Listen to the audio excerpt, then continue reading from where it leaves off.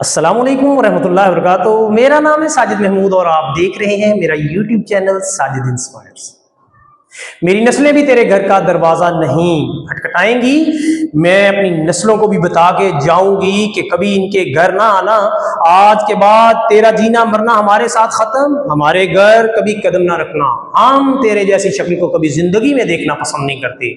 हाँ मेरे दोस्त, ऐसे अल्फाज बोले जाते हैं जब रिश्तों के दरमियान दरारें पड़ती हैं, जब रिश्ते टूटते हैं, जिनके बारे में मोहम्मद सल्लल्लाहु अलैहि वसल्लम ने फरमाया था कि जो रिश्तों को तोड़ता है वो हम में से नहीं। इस वीडियो को मुकम्मल तौर पर देखिएगा ताकि हमें अंदाज़ा हो सके कि हम रिश्तेदारियों को किस तरीके से निभा रहे हैं। आगे बढ़ने से पहले मैं आपसे रिक्वेस्ट करूंगा कि मेरे इस चैनल को सब्सक्राइब करें, वीडियो को लाइक करें और बेल के आइकन को दबा दें और एक प्यारा सा कमेंट्स भी कर दें ताकि मेरी हर आने वाली नई वीडियो आपको आसानी से मिल सके।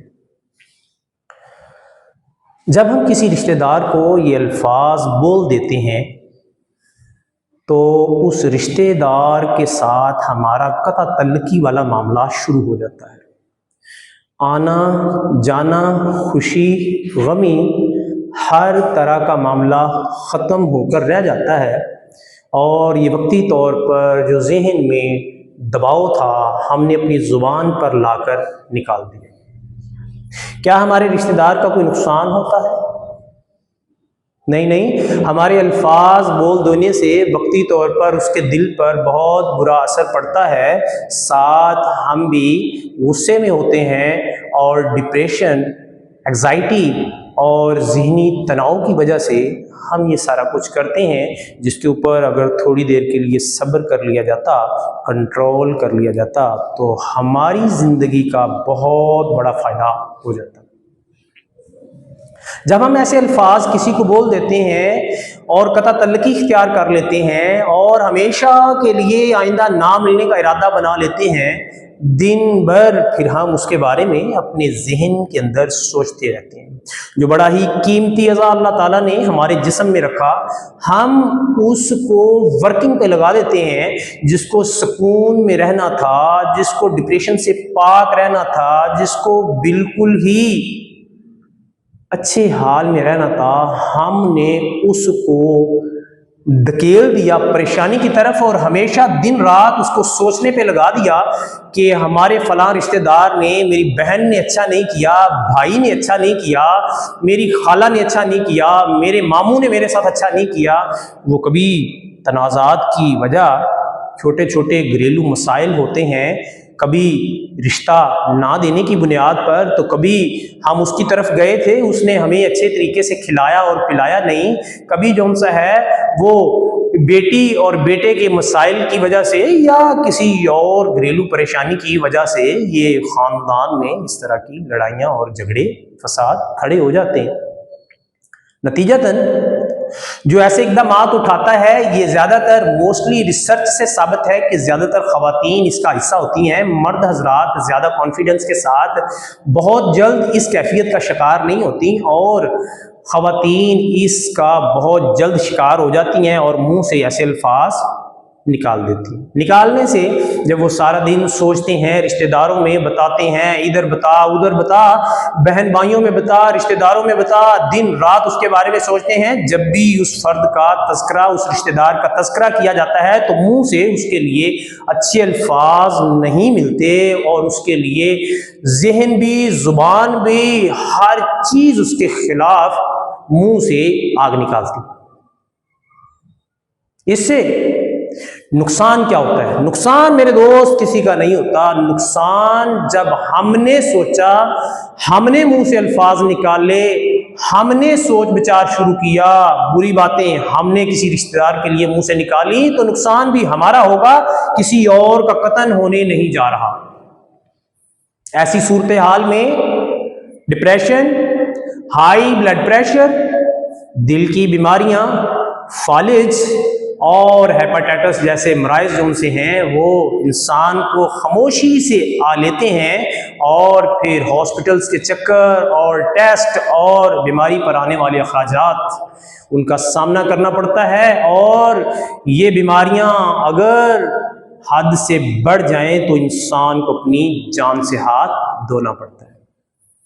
वजह ये कि हमने सब्र नहीं किया, हमने बर्दाश्त नहीं किया, हमने रिश्तेदारों का पास नहीं रखा, हमने छोटी सी बात को बड़ा वबाल बना लिया और अपने जहन पर उसको सवार कर लिया और वो हमें हमारी बीमारी की तरफ लेकर चल दिया। आप किसी घर में रहते हैं, आपके पेरेंट्स होंगे, रिश्तेदार होंगे, जिंदगी आपने गुजारी होगी। आप देखें दिल के अटैक किन को होते हैं? जो सोचती रहती हैं। हाई ब्लड प्रेशर किन का होता है? जो घरेलू मसाइल में, रिश्तेदारियों के मसाइल में उलझे रहते हैं। हेपेटाइटिस ए बी सी किन को होता है? उनके डॉक्टर से जरा जाके पूछें। जिगर के मरीजों को जाके डॉक्टर्स को उनसे उनके बारे में रहनुमाई लें। डॉक्टर्स आपको बताते हैं कि अपने आप को ज़हनी तौर पर सुकून में रखो। दिल का मर्ज हो, हाई ब्लड प्रेशर हो, या हेपेटाइटिस ए बी सी के मसाइल हो, या आपको जहन की बीमारी हो, या फालिज का मसला हो, इनके पीछे एक ही इंसानी सोच छुपी हुई है। डॉक्टर साहिबान कहते हैं ये सब की एक ही जड़ है और वो है आपकी ज़हनी सोच, आपका दूसरों के साथ रवैया, आपके जहन का हर टाइम दूसरों के बारे में बुरे बुरे ख्यालात और सोचते रहना, जिसमें बड़ी वजह रिश्तेदारियों को तोड़ना भी है। इसको हल कैसे कर सकते हैं? इसको हल करने के लिए आप सल्लल्लाहु अलैहि वसल्लम ने हमें बेहतरीन तरीके बताए। आप सल्लल्लाहु अलैहि वसल्लम की जिंदगी के ऊपर कौन सी परेशानी नहीं आई? बहुत परेशानियों के वबाल टूटे।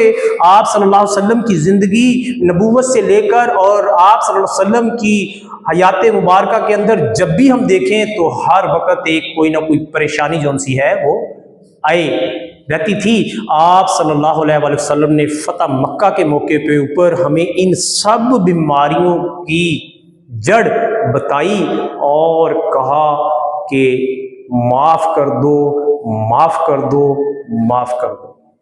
हर गुनाह करने वाले को, जिसने आपके साथ अच्छा सलूक नहीं किया, किसी रिश्तेदार ने अच्छा सलूक नहीं किया, किसी भाई ने अच्छा सलूक नहीं किया, ख्वाह वो दुनिया का कोई रिश्ता है, आप सल्लल्लाहु अलैहि वसल्लम का एक ही हुक्म कि माफ कर दो, माफ कर दो, माफ कर दो। अगर दिली तौर पर माफ कर देंगे तो होगा क्या? हमें ये बीमारियां किसी सूरत भी हमारे घर में दाखिल नहीं होगी। अगर आप इन बीमारियों से बचना चाहते हैं, रिश्तेदारियों का पास रखें, सब्र करें और सब्र का दामन कभी हाथ से जाने ना दें। अगर आप चाहते हैं आपका ये भाई इसी तरह की मसाइल से भरी वीडियोस जो इस्लामिक टच के साथ आपको देता रहे, तो आप मेरे इस चैनल साजिद इंस्पायर्स को लाइक करें, सब्सक्राइब करें, बेल के आइकन को दबा दें और जहां तक हो सके दूसरे दोस्तों के साथ भी शेयर करें। मुझे इसके साथ ही इजाज़त दें। अल्लाह हाफिज़।